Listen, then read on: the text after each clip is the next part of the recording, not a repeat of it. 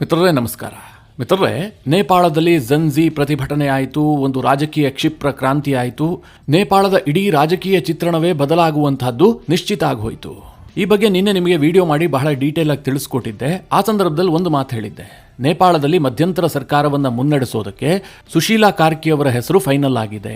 ಝೆನ್ಝಿ ಪ್ರತಿಭಟನಾಕಾರರು ಒಮ್ಮತದಿಂದ ಈ ನಿರ್ಧಾರವನ್ನ ಕೈಗೊಂಡಿದ್ದಾರೆ ಅಂತ ನಿಮಗೆ ತಿಳಿಸ್ಕೊಟ್ಟಿದ್ದೆ. ಆದರೆ 24 ಗಂಟೆಗಳಲ್ಲಿ ಪ್ರತಿಭಟನಾಕಾರರು ಉಲ್ಟಾ ಹೊಡೆದಿದ್ದಾರೆ. ಅವರಲ್ಲೇ 2 ಭಾಗಗಳಾಗಿದೆ. ನಮಗೆ ಸುಶೀಲಾ ಕಾರ್ಕಿಯಲ್ಲಿ ನಂಬಿಕೆ ಇಲ್ಲ, ಅವರು ಸರ್ಕಾರವನ್ನ ಮುನ್ನಡೆಸೋದು ಬೇಕಾಗಿಲ್ಲ ಅಂತ ಹೊಸ ಒಂದು ಹೆಸರನ್ನ ಮುನ್ನೆಲೆಗೆ ತಂದಿದ್ದಾರೆ. ಹೀಗಾಗಿ ನೇಪಾಳದಲ್ಲಿ ಗೊಂದಲ ಮುಂದುವರೆದಿದೆ. ಇದರ ನಡುವೆ ನೇಪಾಳದ ಈ ಕ್ಷಿಪ್ರ ಕ್ರಾಂತಿಯ ಹಿಂದೆ ಯಾರಿದ್ದಾರೆ? ಭಾರತ ಇದೆಯಾ, ಅಮೆರಿಕ ಇದೆಯಾ, ಚೀನಾ ಇದೆಯಾ? ಈ ರೀತಿಯ ಚರ್ಚೆಗಳು ಜೋರಾಗಿ ನಡೀತಾ ಇದೆ. ಒಬ್ಬೊಬ್ಬರ ವಾದ ಒಂದೊಂದು ರೀತಿಯಾಗಿದೆ. ಇದರ ಬಗ್ಗೆಯೂ ಕೂಡ ಒಂದಷ್ಟು ಇಂಟ್ರೆಸ್ಟಿಂಗ್ ಮಾಹಿತಿಯನ್ನ ನಿಮಗೆ ನೀಡುವಂತಹ ಪ್ರಯತ್ನವನ್ನ ಮಾಡ್ತೀನಿ. ಇನ್ನು ನಿಮಗೆಲ್ಲ ಗೊತ್ತೇ ಇದೆ, ಭಾರತದಲ್ಲಿ ಅತೃಪ್ತ ಆತ್ಮಗಳಿಗೇನು ಕಡಿಮೆ ಇಲ್ಲ. ಅವರಿಗೆ ಕಳೆದ ಕೆಲ ವರ್ಷಗಳಿಂದ ರಾಜಕೀಯವಾಗಿ ಬಹಳ ಹಿನ್ನಡೆ ಆಗ್ತಾ ಇದೆ. ಜನ ಅವರನ್ನ ಪದೇ ಪದೇ ತಿರಸ್ಕರಿಸ್ತಾ ಇದ್ದಾರೆ. ನಿಮ್ ಕೈಗೆ ದೇಶ ಕೊಡೋದಕ್ಕೆ ಸಾಧ್ಯ ಇಲ್ಲ ಸ್ವಾಮಿ ಅಂತ ಜನ ಪದೇ ಪದೇ ತೀರ್ಪು ಕೊಡ್ತಾ ಇದ್ದಾರೆ. ಇದರಿಂದ ಅತೃಪ್ತಗೊಂಡಿರುವಂತಹ ಆ ಆತ್ಮಗಳು ಈಗ ಕನಸು ಕಾಣೋದಕ್ಕೆ ಶುರು ಮಾಡಿದವೆ. ನೇಪಾಳದಲ್ಲಾದಂತಹ ಘಟನೆ ಭಾರತದಲ್ಲೂ ಕೂಡ ಆಗಬಹುದಾ? ಇವತ್ತಲ್ಲ ನಾಳೆ ಆಗತ್ತೆ, ನಾವು ಮಾಡಿಯೇ ಮಾಡ್ತೀವಿ ಅಂತ ಕನಸು ಕಾಣ್ತಾ ಇದ್ದಾರೆ. ಸೋಷಿಯಲ್ ಮೀಡಿಯಾದಲ್ಲಿ ಮರ್ಯಾದೆ ಬಿಟ್ಟು ಅಂತಹ ಪೋಸ್ಟ್ಗಳನ್ನು ಕೂಡ ಹಾಕ್ತಾ ಇದ್ದಾರೆ. ಈ ಬಗ್ಗೆಯೂ ಕೂಡ ಈ ವಿಡಿಯೋದಲ್ಲಿ ಸ್ವಲ್ಪ ಮಾಹಿತಿಯನ್ನು ಕೊಡುವಂತಹ ಪ್ರಯತ್ನ ಮಾಡ್ತೀನಿ. ನೀವು ಈ ವಿಡಿಯೋನ ಕೊನೆವರೆಗೂ ಮಿಸ್ ಮಾಡದೆ ನೋಡಿ. ನೇಪಾಳ ಸರ್ಕಾರ ಸೋಷಿಯಲ್ ಮೀಡಿಯಾವನ್ನು ಬ್ಯಾನ್ ಮಾಡಿತು ಅಂತ ರೊಚ್ಚಿಗೆದ್ದಂತಹ ಯುವಕರು ಪ್ರತಿಭಟನೆಯನ್ನು ಆರಂಭಿಸಿದ್ರು. ಆ ಪ್ರತಿಭಟನೆ ನೋಡ್ತಿದ್ದಂತೆ ಕೈಮೀರಿ ಹೋಯಿತು. ಅದನ್ನು ಕೆಲವರು ಹೈಜಾಕ್ ಮಾಡಿದ್ರು. ಅಂತಿಮವಾಗಿ ನೇಪಾಳ ಸರ್ಕಾರವೇ ಪತನವಾಗುವಂತಹ ಸನ್ನಿವೇಶ ಬಂತು. ಪ್ರಧಾನಿ KP ಶರ್ಮಾ ಓಲಿ ರಾಜೀನಾಮೆಯನ್ನ ಕೊಟ್ಟು ಅಜ್ಞಾತ ಸ್ಥಳದಲ್ಲಿ ಅಡಗಿ ಕೂರುವಂತಹ ಸನ್ನಿವೇಶ ನಿರ್ಮಾಣ ಆಯಿತು. ಸದ್ಯ ನೇಪಾಳದಲ್ಲಿ ಯಾವುದೇ ಸರ್ಕಾರ ಇಲ್ಲ. ಅಲ್ಲಿನ ಪರಿಸ್ಥಿತಿಯನ್ನು ಹತೋಟಿ ಮಾಡ್ತಾ ಇರುವಂತಹದ್ದು, ಕಂಪ್ಲೀಟ್ ಕಂಟ್ರೋಲ್ಗೆ ತೆಗೆದುಕೊಂಡಿರುವಂತಹದ್ದು ನೇಪಾಳದ ಸೇನೆ. ಮಿತ್ರರೇ, ಈ ರೀತಿಯ ಪ್ರತಿಭಟನೆ ಆಗಿರಬಹುದು, ದೊಂಬಿ, ಘರ್ಷಣೆ, ಗಲಭೆ, ಇದೆಲ್ಲದನ್ನ ಮಾಡುವಂತಹದ್ದು ಬಹಳ ಸುಲಭ. ಅಂದ್ರೆ ಇದ್ದ ವ್ಯವಸ್ಥೆಯನ್ನ ಕೆಡಿಸಿ ಹಾಕೋದಕ್ಕೆ ಕೆಲವೇ ನಿಮಿಷಗಳು ಸಾಕು ಅಥವಾ ಗಂಟೆಗಳು ಸಾಕು. ಆದ್ರೆ ಪುನಃ ಒಂದು ವ್ಯವಸ್ಥೆಯನ್ನ ಸ್ಥಾಪನೆ ಮಾಡೋದಕ್ಕೆ ಅಷ್ಟು ಸುಲಭ ಇರೋದಿಲ್ಲ. ನೇಪಾಳದಲ್ಲಿ ಆಗ್ತಿರುವಂತಹದ್ದು ಕೂಡ ಇದೆ. ಅಲ್ಲಿ ಪ್ರತಿಭಟನೆಯನ್ನ ಆರಂಭಿಸಿದ್ದು ಯುವಕರು. ಆ ಯುವಕರಿಗೇನು ಗೋಲ್ ಇರಲಿಲ್ಲ. ಅಂದ್ರೆ ಹೀಗೆ ಆಗಬೇಕು, ನೇಪಾಳದ ಪ್ರಧಾನಿಯನ್ನ ರಾಜೀನಾಮೆ ಕೊಡಿಸಬೇಕು, ಬದಲಿ ಇಂತಹ ವ್ಯವಸ್ಥೆಯನ್ನ ನೇಪಾಳದಲ್ಲಿ ಜಾರಿಗೆ ತರಬೇಕು, ಇದು ಯಾವುದರ ಬಗ್ಗೆಯೂ ಕೂಡ ರೋಡ್ ಮ್ಯಾಪ್ ಇರಲಿಲ್ಲ. ಅವರು ಕೇವಲ ಘೋಷಣೆಯನ್ನ ಕೂಗ್ತಾ ಇದ್ರು ನೇಪಾಳದ ಪ್ರಧಾನಿಯ ರಾಜೀನಾಮೆಗೋಸ್ಕರವಾಗಿ. ಆದ್ರೆ ಈ ಇಡೀ ಪ್ರತಿಭಟನೆಯನ್ನ ಕೆಲ ಸಂಘಟನೆಗಳು, ಕೆಲ ವ್ಯಕ್ತಿಗಳು ಹೈಜಾಕ್ ಮಾಡಿದ್ರು. ಇದರಿಂದಾಗಿ ದೊಂಬಿ ಆಯ್ತು, ಘರ್ಷಣೆ ಆಯ್ತು.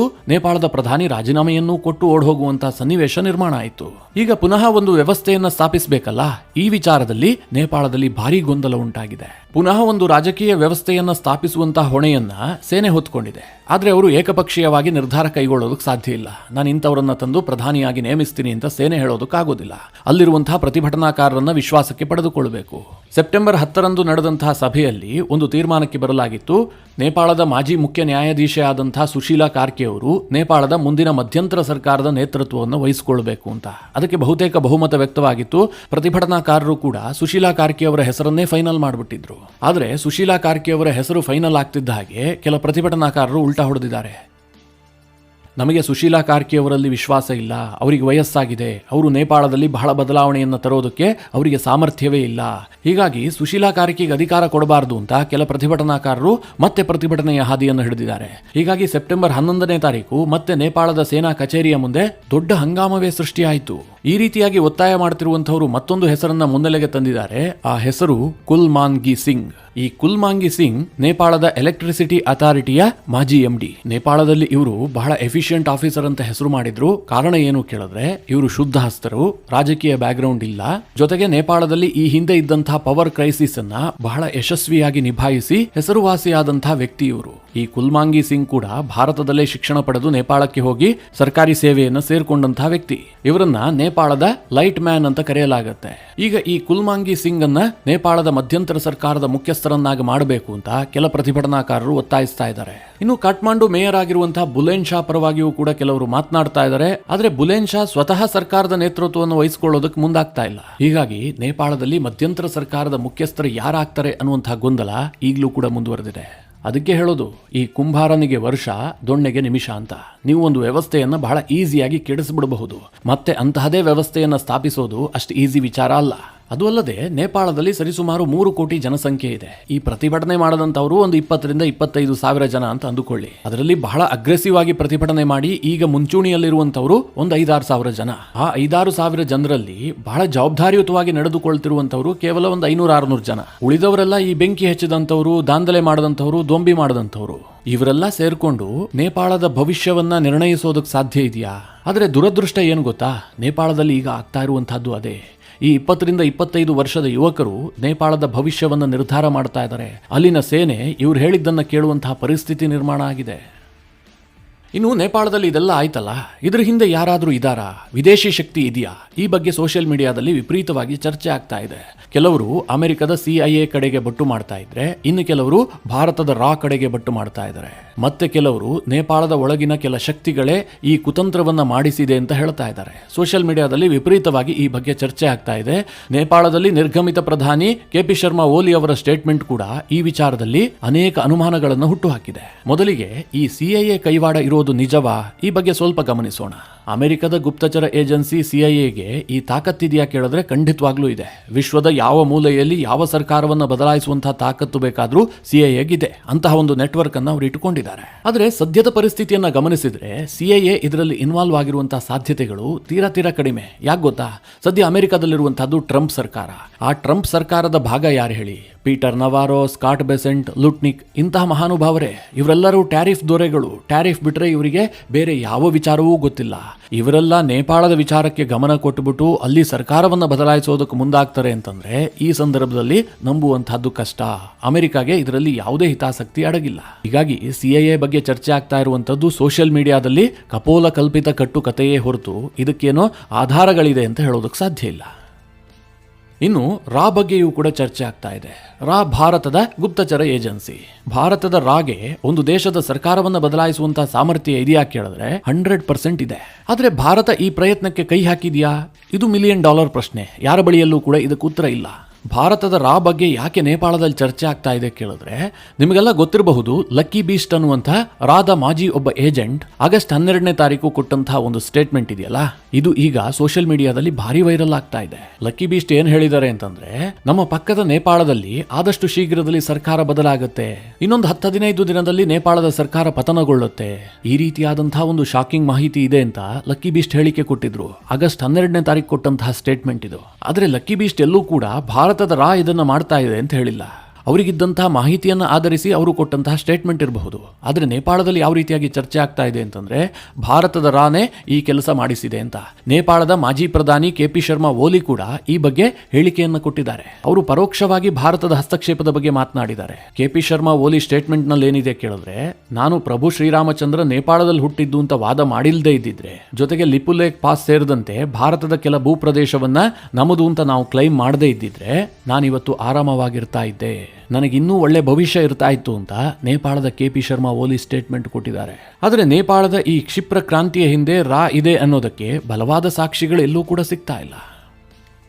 ಇದೆಲ್ಲದರ ನಡುವೆ ಇನ್ನೊಂದು ಡೌಟ್ ಏನು ಕೇಳಿದ್ರೆ, ನೇಪಾಳದ ಮಾಜಿ ರಾಜ ಈ ಇಡೀ ಕ್ಷಿಪ್ರ ಕ್ರಾಂತಿಯ ಹಿಂದೆ ಇರಬಹುದು ಅನ್ನುವಂತಹ ಚರ್ಚೆ ಈಗ ಜೋರಾಗಿ ನಡೀತಾ ಇದೆ. ನಿಮಗೆಲ್ಲ ಗೊತ್ತೇ ಇದೆ, ನೇಪಾಳದಲ್ಲಿ ರಾಜಾಡಳಿತವನ್ನ ಪುನಃ ಸ್ಥಾಪನೆ ಮಾಡಬೇಕು ಅಂತ ಅನೇಕ ಬಾರಿ ಈ ರೀತಿಯ ಪ್ರಯತ್ನಗಳು ನಡೆದಿದ್ದಾವೆ. ನೇಪಾಳದಲ್ಲಿ ಮಾಜಿ ರಾಜ ಜ್ಞಾನೇಂದ್ರನ ಪರವಾಗಿ ವಾದ ಮಾಡುವಂಥವರು ಸಾಕಷ್ಟು ಮಂದಿ ಇದ್ದಾರೆ. ಅವ್ರಿಗೇನು ಅನ್ಸುತ್ತೆ ಗೊತ್ತಾ, ನೇಪಾಳದಲ್ಲಿ ಈ ಹಿಂದೆ ರಾಜಪ್ರಭುತ್ವ ಇದ್ದಂತಹ ಸಂದರ್ಭದಲ್ಲಿ ನೇಪಾಳ ಬಹಳ ಸುಭಿಕ್ಷವಾಗಿತ್ತು, ನಮಗೆ ರಾಜಾಡಳಿತವೇ ಬಹಳ ಚೆನ್ನಾಗಿತ್ತು. ಯಾವಾಗ ಈ ಪ್ರಜಾಪ್ರಭುತ್ವದ ಹೆಸರಿನಲ್ಲಿ ಆಡಳಿತ ಶುರುವಾಯಿತು ಆಗಿನಿಂದ ನೇಪಾಳದ ಅವನತಿ ಪ್ರಾರಂಭವಾಯಿತು. ಹೀಗಂತ ವಾದ ಮಾಡುವಂಥವರ ಸಂಖ್ಯೆ ಬಹಳ ದೊಡ್ಡ ಮಟ್ಟದಲ್ಲಿದೆ.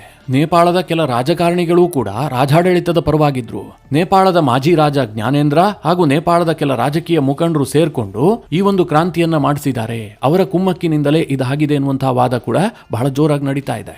ಆದ್ರೆ ವಿಪರ್ಯಾಸ ಏನು ಗೊತ್ತಾ, ನೇಪಾಳದಲ್ಲಿ ಇಷ್ಟೆಲ್ಲ ಆಯ್ತಲ್ಲ, ಇದು ಭಾರತದಲ್ಲೂ ಆಗತ್ತೆ ಅಂತ ಕೆಲವರು ತಿರುಕನ ಕನಸು ಕಾಣ್ತಾ ಇದ್ದಾರೆ. ನಿಮಗೆಲ್ಲ ಗೊತ್ತಿರಬಹುದು, ಬಾಂಗ್ಲಾದೇಶದಲ್ಲಿ ಶೇಖ್ ಹಸೀನಾ ಸರ್ಕಾರ ಕೊನೆಗೊಂಡು ಶೇಖ್ ಹಸೀನಾ ದೇಶ ಬಿಟ್ಟು ಓಡೋಗುವಂತಹ ಸನ್ನಿವೇಶ ನಿರ್ಮಾಣ ಆಯ್ತಲ್ಲ, ಆ ಸಂದರ್ಭದಲ್ಲೂ ಕೂಡ ಭಾರತದಲ್ಲಿರುವಂತಹ ಕೆಲ ರಾಜಕಾರಣಿಗಳು, ಕೆಲ ರಾಜಕೀಯ ಪಕ್ಷವನ್ನ ಬೆಂಬಲಿಸುವಂತಹ ಕೆಲ ಕಾರ್ಯಕರ್ತರು ಮರ್ಯಾದೆ ಬಿಟ್ಟು ಸ್ಟೇಟ್ಮೆಂಟ್ ಕೊಡೋದಕ್ಕೆ ಶುರು ಮಾಡಿದ್ರು. ನಮ್ಮ ದೇಶದಲ್ಲೂ ಕೂಡ ಇಂತಹದೇ ಪರಿಸ್ಥಿತಿ ಬರುತ್ತೆ, ಇಂತಹದೇ ಕ್ರಾಂತಿ ಆಗಿಬಿಡುತ್ತೆ, ನರೇಂದ್ರ ಮೋದಿ ಕೂಡ ದೇಶ ಬಿಟ್ಟು ಹೋಗುವಂತಹ ಸನ್ನಿವೇಶ ನಿರ್ಮಾಣ ಆದ್ರೂ ಏನು ಆಶ್ಚರ್ಯ ಇಲ್ಲ, ಈ ಸರ್ವಾಧಿಕಾರ ಕೊನೆಗೊಳ್ಳುತ್ತೆ, ಹೀಗೆಲ್ಲ ಸ್ಟೇಟ್ಮೆಂಟ್ ಕೊಡ್ತಲೇ ಇದ್ರು. ಈಗ ನೇಪಾಳದಲ್ಲಾದಂತಹ ಬೆಳವಣಿಗೆಯನ್ನು ಮುಂದಿಟ್ಟುಕೊಂಡು ಸೋಷಿಯಲ್ ಮೀಡಿಯಾದಲ್ಲಿ ಇಂತಹದೇ ಚರ್ಚೆ ನಡೀತಾ ಇದೆ. ಕೆಲವರು ಕನಸು ಕಾಣೋದಕ್ಕೂ ಕೂಡ ಶುರು ಮಾಡಿದ್ದಾರೆ. ಆದರೆ ಆ ರೀತಿಯಾಗಿ ತಿರುಕನ ಕನಸು ಕಾಣ್ತಾ ಇರುವಂಥವರಿಗೆ ನನ್ನ ಒಂದು ಸಲಹೆ ಏನು ಕೇಳಿದ್ರೆ, ನೀವು ಕನಸು ಕಾಣೋದಕ್ಕೆ ಯಾವುದೇ ಟ್ಯಾಕ್ಸ್ ಕಟ್ಟಬೇಕಾಗಿಲ್ಲ, ಅದಕ್ಕೆ ಯಾವುದೇ ಪೇಮೆಂಟ್ ಮಾಡಬೇಕಾಗೂ ಇಲ್ಲ. ಅಂಥವ್ರಿಗೆ ಒಂದು ವಿಚಾರ ನೆನಪಿರಬೇಕು, ಭಾರತದಲ್ಲಿ ನೇಪಾಳದಲ್ಲಾದಂಥ ಡಬ್ಬಲ್ ಅಲ್ಲ ಟ್ರಿಬಲ್ ಪ್ರತಿಭಟನೆ ಆದರೂ ಕೂಡ ನಮ್ಮ ಸರ್ಕಾರ ಅಲುಗಾಡಲ್ಲ, ನಮ್ಮ ವ್ಯವಸ್ಥೆ ಬದಲಾಗಲ್ಲ. ಭಾರತದಲ್ಲಿ ಆಡಳಿತ ಬದಲಾಗಬೇಕು ಅಂತಂದ್ರೆ ಅದು ಪ್ರತಿಭಟನೆಯಿಂದ ಆಗಲ್ಲ, ಚುನಾವಣೆ ಆಗಬೇಕು. ಚುನಾವಣೆಯಲ್ಲಿ ಯಾವ ಪಕ್ಷ ಗೆಲ್ಲುತ್ತೋ ಅವರೇ ಸರ್ಕಾರ ರಚನೆ ಮಾಡ್ತಾರೆ. ಇದು 100% ಸಿದ್ಧ. ಯಾಕೆ ಕೇಳಿದ್ರೆ ನಮ್ಮ ಸಂವಿಧಾನದ ವ್ಯವಸ್ಥೆ ಅಷ್ಟು ಗಟ್ಟಿಯಾಗಿದೆ, ನಮ್ಮ ಸೇನೆ ಅಷ್ಟು ಪವರ್ಫುಲ್ ಆಗಿದೆ. ಜೊತೆಗೆ ಭಾರತದ ಸೇನೆಯಲ್ಲಿರುವವರೆಲ್ಲರೂ ಕೂಡ ದೇಶಭಕ್ತರೇ ಆಗಿದ್ದಾರೆ. ಇದಕ್ಕೂ ಮುಂದುವರೆದು ಹೇಳಬೇಕು ಅಂತಂದ್ರೆ ಭಾರತದಲ್ಲಿ ಅನೇಕ ಜಾತಿಗಳಿದಾವೆ, ಅನೇಕ ಧರ್ಮಗಳಿದಾವೆ, ಅನೇಕ ಪ್ರಾಂತ್ಯಗಳಿದಾವೆ, ಅನೇಕ ಭಾಷೆಯನ್ನ ಮಾತನಾಡುವಂತಹ ಜನರಿದ್ದಾರೆ. ಈಗ ಕಾಶ್ಮೀರದಲ್ಲಿ ಒಂದು ಮೇಜರ್ ವಿಷಯ ಆಗಿದ್ರೆ ಅದು ಕರ್ನಾಟಕದವರಿಗೆ ವಿಷಯವೇ ಅಲ್ಲ. ಅದ್ರ ಬಗ್ಗೆ ಕರ್ನಾಟಕದವರು ತಲೆನೇ ಕೆಡಿಸ್ಕೊಳ್ಳೋದಿಲ್ಲ. ಗುಜರಾತ್ನಲ್ಲಾದಂತಹ ಪ್ರತಿಭಟನೆಗೆ ತಮಿಳುನಾಡಿನಲ್ಲಿ ಬೆಂಬಲ ವ್ಯಕ್ತವಾಗುವುದಿಲ್ಲ. ವೈವಿಧ್ಯತೆಯಲ್ಲಿ ಏಕತೆಯನ್ನ ಕಂಡಂತಹ ಭಾರತ ನಮ್ಮದು. ಹೀಗಾಗಿ ಯಾವುದೋ ಒಂದು ಪ್ರಾಂತ್ಯ ಅಥವಾ ಒಂದು ರಾಜ್ಯದಲ್ಲಿ ಹುಟ್ಟಿಕೊಂಡಂತಹ ಪ್ರತಿಭಟನೆ ದೇಶದ ಚಿತ್ರಣವನ್ನು ಬದಲಾಯಿಸೋದಕ್ಕೆ ಸಾಧ್ಯವೇ ಇಲ್ಲ. ನಿಮಗೆಲ್ಲ ನೆನಪಿರಬಹುದು, ಈ ಹಿಂದೆ ರೈತರ ಪ್ರತಿಭಟನೆ ಆಗಿತ್ತು. ದೆಹಲಿಯಲ್ಲಿ ಸಿಕ್ಕಾಪಟ್ಟೆ ಅವರು ಪ್ರತಿಭಟನೆ ಮಾಡಿದ್ರು. ಅಂತಿಮವಾಗಿ ಅವರ ಗುರಿ ಏನಾಗಿತ್ತು ಅಂತಂದ್ರೆ ಈ ದೇಶದಲ್ಲಿ ಒಂದು ಹಂಗಾಮ ಸೃಷ್ಟಿಸೋದೇ ಆಗಿತ್ತು. ಕೆಂಪು ಕೋಟೆಗೆ ಟ್ರ್ಯಾಕ್ಟರ್ಗಳನ್ನ ಕೂಡ ನುಗ್ಗಿಸಿದ್ರು, ಹಾಗೆ ಕೆಂಪು ಕೋಟೆಯ ಮೇಲೆ ಖಲಿಸ್ತಾನಿ ಧ್ವಜವನ್ನ ಕೂಡ ಹಾರಿಸಿದ್ರು. ಏನಾದರೂ ಭಾರತ ಸರ್ಕಾರವನ್ನು ಅಲುಗಾಡಿಸೋದಕ್ಕೆ ಸಾಧ್ಯವಾಯ್ತಾ? ಏನೂ ಇಲ್ಲ ತಾನೆ. ಕೆಲವರಿಗೆ ಚುನಾವಣೆಯಲ್ಲಿ ಯಶಸ್ಸು ಸಿಗ್ತಾ ಇಲ್ಲ, ಹತಾಶರಾಗಿ ಹೋಗಿದ್ದಾರೆ. ಏನೇ ಪ್ರಯತ್ನ ಮಾಡಿದ್ರೂ ಕೂಡ ಯಾವ ರಾಜ್ಯವನ್ನು ಗೆಲ್ಲೋದಕ್ಕೆ ಸಾಧ್ಯ ಆಗ್ತಾ ಇಲ್ಲ. ಅವರು ಅನೇಕ ಆರೋಪಗಳನ್ನು ನಿರಂತರವಾಗಿ ನಮ್ಮ ವ್ಯವಸ್ಥೆಯ ಮೇಲೆ ಮಾಡ್ತಲೇ ಇದ್ದಾರೆ. ಹೀಗಾಗಿ ಅವರಿಗೊಂದು ಕನಸೇನು ಕೇಳಿದ್ರೆ, ಈಗ ನೇಪಾಳದಲ್ಲಾದಂಗೋ ಅಥವಾ ಬಾಂಗ್ಲಾದೇಶದಲ್ಲಾದಂಗೋ ಅಥವಾ ಶ್ರೀಲಂಕಾದಲ್ಲಾಯ್ತಲ್ಲ, ಆ ರೀತಿಯಾದಂತಹ ಕೆಲ ಪ್ರತಿಭಟನೆಗಳು ನಡೆದು ನಮ್ಮ ದೇಶದಲ್ಲೂ ಕೆಲ ಮೂರ್ಖ ನಾಯಕರು ಪಟ್ಟಕ್ಕೇರಬಹುದು ಅನ್ನುವಂತಹ ಕನಸು ಕಾಣ್ತಾ ಇದ್ದಾರೆ. ಸೋಷಿಯಲ್ ಮೀಡಿಯಾಗಳಲ್ಲಿ ಅಂತಹ ಚರ್ಚೆ ಮಾಡೋದೇ ದೇಶದ್ರೋಹದ ಕೆಲಸ. ಸಂವಿಧಾನದ ಬುಕ್ಕನ್ನು ಹಿಡ್ಕೊಂಡು ಓಡಾಡ್ತಿರುವಂಥವರೇ ಇವತ್ತು ಸೋಷಿಯಲ್ ಮೀಡಿಯಾದಲ್ಲಿ ಆ ಬಗ್ಗೆ ಚರ್ಚೆ ಮಾಡ್ತಿರೋದು. ನಮ್ಮ ದೇಶದಲ್ಲೂ ಕೂಡ ಈ ರೀತಿಯಾದಂತಹ ಪ್ರತಿಭಟನೆ ಆಗತ್ತೆ, ದೊಂಬಿ ಆಗತ್ತೆ ಅಂತ. ಮಿತ್ರರೇ, ಈ ಎಲ್ಲ ವಿಚಾರಗಳ ಕುರಿತಾಗಿ ನಿಮ್ಮ ಅನಿಸಿಕೆ ಅಭಿಪ್ರಾಯಗಳೇನು? ಕಮೆಂಟ್ ಮಾಡುವ ಮೂಲಕ ನಮಗೆ ತಿಳಿಸಿ. ಹಾಗೆ ನಿಮಗೆ ಈ ವಿಡಿಯೋ ಇಷ್ಟವಾದರೆ ಲೈಕ್ ಮಾಡಿ. ಜೊತೆಗೆ ನೀವಿನ್ನೂ ನಿಮ್ಮ ನೆಚ್ಚಿನ ಸಂಸ್ಕಾರ ಸೌರಭ ಯೂಟ್ಯೂಬ್ ಚಾನಲ್ನ ಸಬ್ಸ್ಕ್ರೈಬ್ ಮಾಡಿಲ್ಲ ಅಂತಾದರೆ ಈ ಕೂಡಲೇ ಸಬ್ಸ್ಕ್ರೈಬ್ ಮಾಡಿ. ಮುಂದಿನ ಎಲ್ಲ ಅಪ್ಡೇಟ್ಗಳ ನೋಟಿಫಿಕೇಷನ್ಗಾಗಿ ಬೆಲ್ ಐಕಾನ್ ಒತ್ತಿ.